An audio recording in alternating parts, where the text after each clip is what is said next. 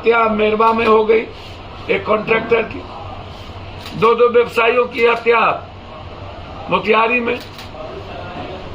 आज सुबह सुबोध यादव जो बेलसन से चुनाव लड़े थे, जन अधिकार पार्टी से 3 बार मुखिया रह चुके, 4 बार, एक बार अभी पत्नी मुखिया थी, 2 बार खुद रहे, घर पर हमला करके 5 गोली से उन्हें मार दिया।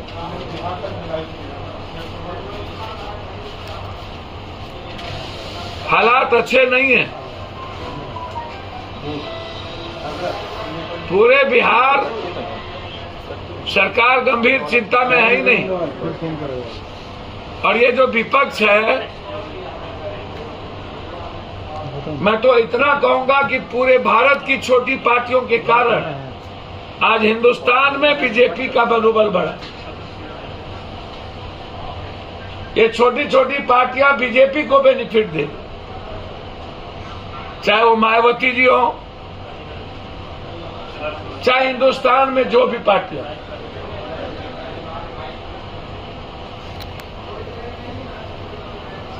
अमित शाह नरेंद्र मोदी जी के पास, इसीलिए बिहार के हित में कोई भी बात विपक्ष नहीं करती। नीतीश कुमार पहले से जदयू अग्निवीर अग्निपथ के खिलाफ बोल रही है, और ये पूरी तरीके से नीतीश कुमार, अरे भारत सरकार को जाके हमला बोलो ना, पैदल जाओ ना।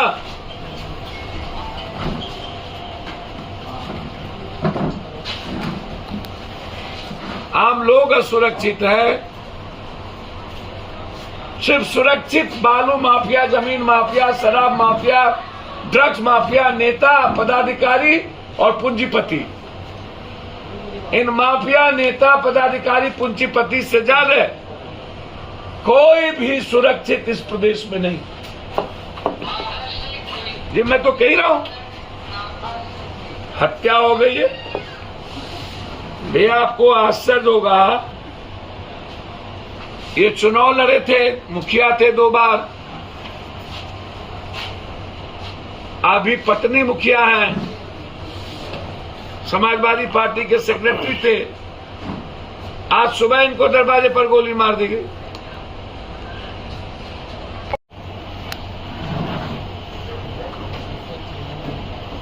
गुंडा और पुलिस में क्या फर्क, प्रशासन में क्या फर्क? छात्रों के साथ आतंकवादी से भी खतरनाक व्यवहार। पूरे बिहार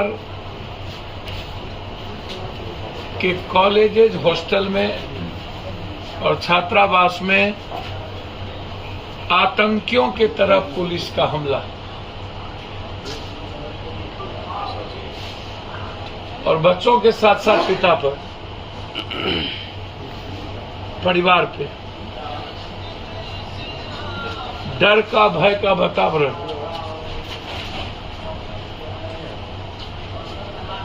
एक ऐसा डर का वातावरण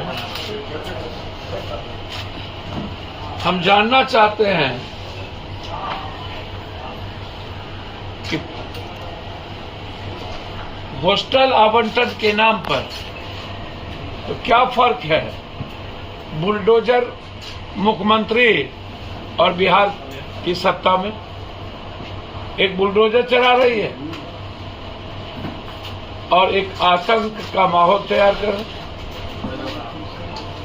पूरा का पूरा बिहार में आप आवाज को दबाना चाहते हैं।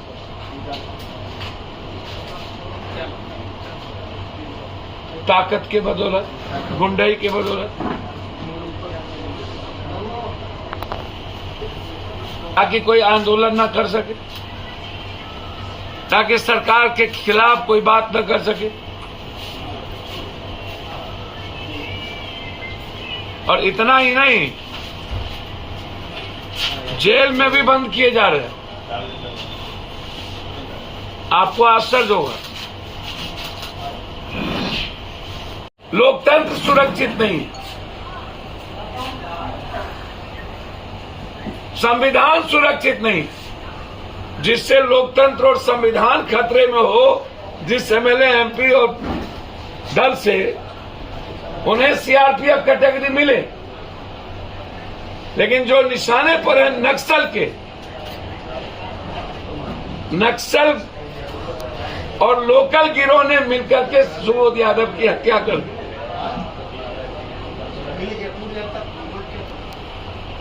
और ये जो रेड हो रहा है, इस रेड के पीछे सिर्फ एक कारण है कि अग्निवीर अग्निपथ आंदोलन को कुचलना।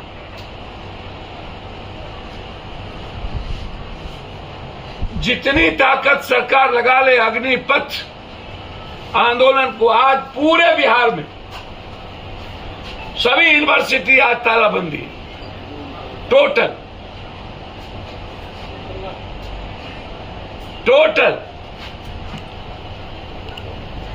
कांग्रेस आज सत्याग्रह कर रही,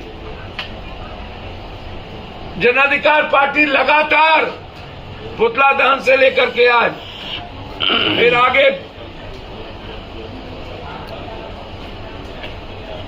हम लोग गवर्नर हाउस,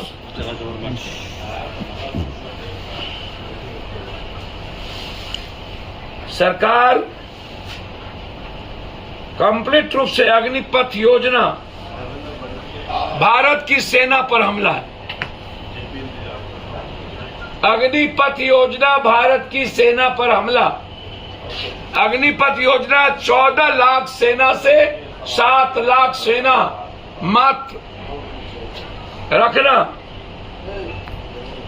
और असली मकसद है इसका जो इन्होंने नारा दिया था, 1 rank 1 pension, no rank no pension. 14 lakh से 7 लाख।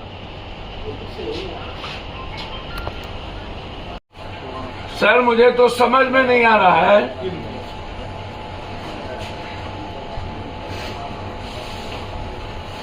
जो लोग गोडसे को मानते हैं, जो लोग गांधी से मतलब नहीं रखते,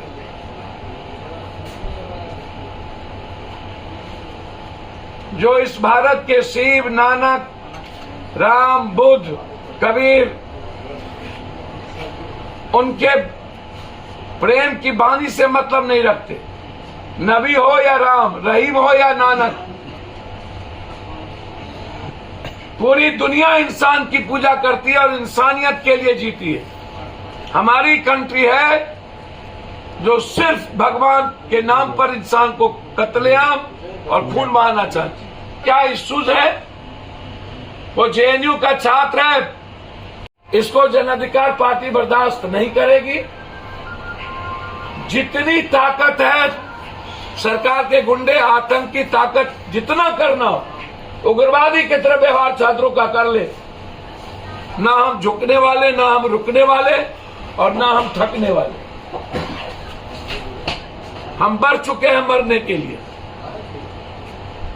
जब तक अग्निपथ अग्निवीर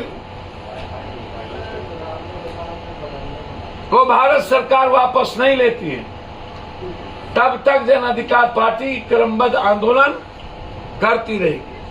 हम सरकार से मांग करते हैं, जिन बच्चों पर केस की गई है और उनके माता पिता को आप पकड़ रहे हैं, उन्हें जेल से रिहा किया जाए। बच्चों के भविष्य के साथ खिलवाड़ ना हो।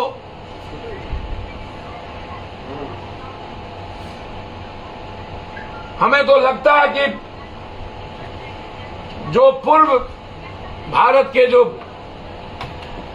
जिनकी मौत हो गई प्लेन क्रैश में, सीडीएस बिपिन रावत, उन्होंने मांग किया था सेना की उम्र को बढ़ाने के लिए। हम जानना चाहेंगे अमित शाह जी से, क्या बाना सिंह जो परमवीर चक्र के सबसे बड़े सिपाही थे, उन्होंने कहा अग्निवीर गलत? 18 साल का परमवीर चक्र का यदुवीर यादव ने कहा ये गलत।